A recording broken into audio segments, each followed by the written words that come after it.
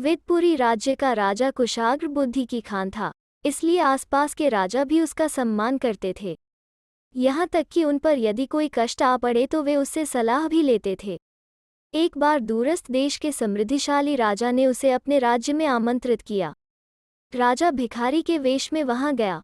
उस राजा ने उससे पूछा, तुम इस वेश में मुझे आश्चर्य देने के इरादे से आए हो या अन्य कोई कारण है? कृपया बताओ। वेदपुरी के राजा ने कहा, तुम्हारे और मेरे राज्य के बीच राजा चिनचिन्ना का राज्य पड़ता है, जिसकी मुझसे शत्रुता है।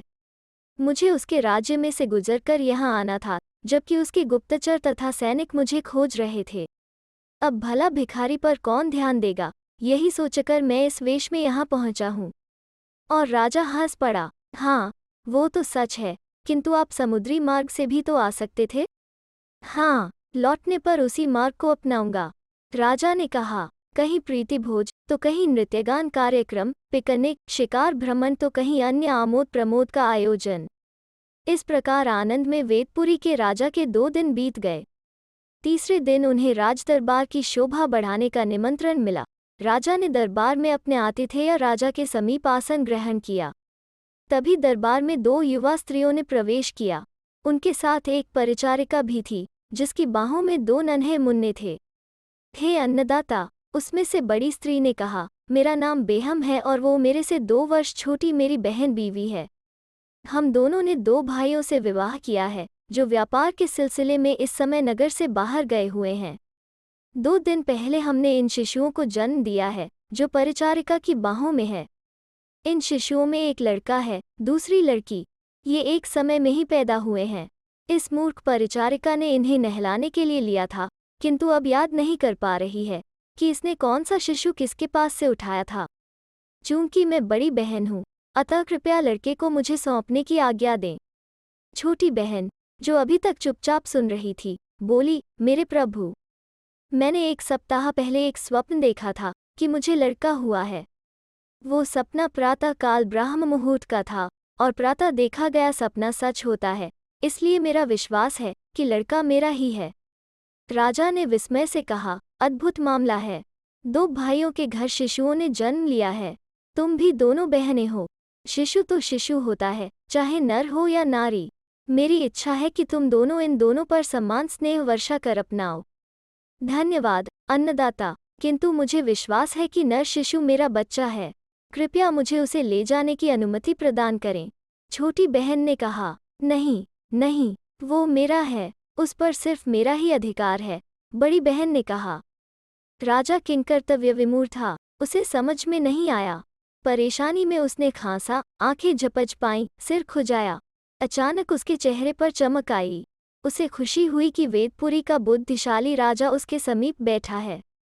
उसने सहायता की याचना करते हुए भरी दृष्टि से उसे देखा। राजा अपने मेहमान की मंशा समझ गया।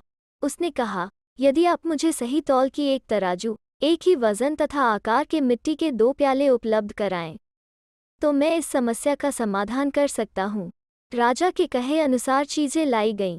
उसने तराजू तथा प्यालों को देखा और अपनी इच्छानुसार उन्हें पाकर उन युवतियों को एक एक प्याला देकर कहा, आप दोनों इन प्यालों में चिति स्तर तक अपने वक्ष का दूध भरकर लाओ।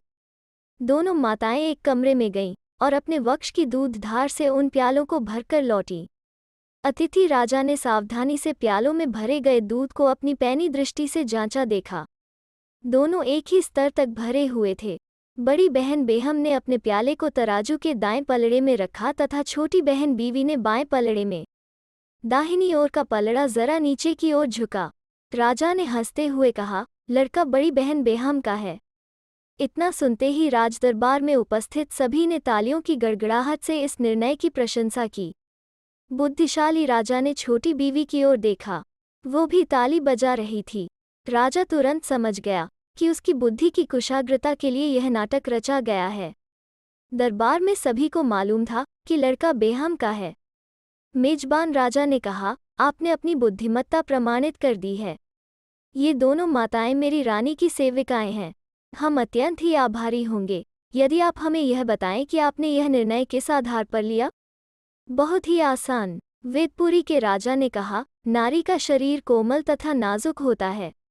जबकि नर का कठोर और शक्तिशाली, क्योंकि उसे जीवन भर परिश्रम करना पड़ता है। इसलिए प्रकृति भी नर शिशु को जन्म देने वाली माताओं को भारी दूध देकर आशीष देती है। तराजू का दायां पलड़ा भारी था, जिस पर बेहम ने दूध का प्याला रखा था। अतः बेहम ही नर शिशु की मां है, इसमें कोई संदेह या शक नहीं था। राजा के इस वैज्ञानिक और तार्किक उत्तर से अभिभूत हो पुनः सभी ने करतल ध्वनि से उसका अभिनंदन किया। 5 दिन व्यतीत हो चुके थे मेजबान के महल में। इसी बीच राजा चिनचिन्ना के पास सूचना पहुंच चुकी थी कि उसका दुश्मन राजा भिखारी के वेश में उसके राज्य को पार कर गया। राज चिनचिन्ना ने योजना बनाई कि वेदपुरी के राजा को वापसी में घेरकर मृत्यु के घाट उतार दिया जाएगा। वेदपुरी के राजा ने अपने आतिथ्य से कहा कि वो कल सुबह सूरज उगने के साथ समुद्री राह से अपने राज्य लौट रहा है। मैं आपकी सेवा में क्या भेंट करूं? मेजबान ने पूछा। 2 बैल तथा 1 हल। क्या इतनी साधारण चीजें? साधारण जब तक है तब तक उन्हें जमीन में चलाकर खेती न की जाए। क्या हम कृषि पर निर्भर नहीं हैं? इससे उत्तम उपहार आप मुझे और क्या भेंट कर सकते हैं? जैसा आप चाहें मेरे मित्र। उसके साथ मैं मेरे 100 सिपाही और एक सुंदर जहाज भी आपको भेंट करता हूँ।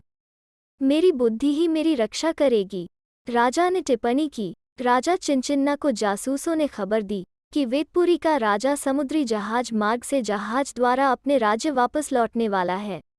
उसने तुरंत हजारों सैनिकों को शस्त्रों सहित उसी रात नौकाओं द्वारा समुद्र में उतार दिया। उसने उन्हें आज्ञा दी कि जैसे ही वो जहाज वेदपुरी के बंदरगाह की ओर जाता देखें, विषैले बाणों से उस पर आक्रमण कर दें। प्रातः से पूर्व राजा जागा और मेहमान को विदा करने चल पड़ा। जब वो समुद्र किनारे पहुंचा तो पाया नाविक बुद्धिशाली राजा की प्रतीक्षा कर रहे थे। जहाज पूर्ण रूप से श्रृंगारित हो उनके स्वागत में तैयार था। मेजबान राजा शाही अतिथि गृह में गया। अतिथि वहां भी नहीं था। उसने महल के पिछवाड़े में जाकर देखा। उसने आश्चर्य से देखा कि बैलों की जोड़ी तथा हल जो उसने वेदपुरी के राजा को भेंट में दिए थे, वे भी वहां नहीं थे। मेजबान राजा सारी स्थिति को समझ गया। उसने समुद्र किनारे से जहाज तथा सैनिकों को तुरंत वापस नहीं बुलाया। बाद में उसके पास समाचार पहुंचा कि वेदपुरी के राजा बैलों की जोड़ी तथा हल को कंधे पर रखकर किसान वेश में राजा चिनचिन्ना के राज्य को पार कर सुरक्षित अपने राज्य वेदपुरी पहुंच गए हैं। तो दोस्तों, कैसी लगी आज की कहानी? अगर अच्छी लगे तो शेयर, लाइक और चैनल को सब्सक्राइब जरूर करें। फिर मिलते हैं एक नई कहानी के साथ।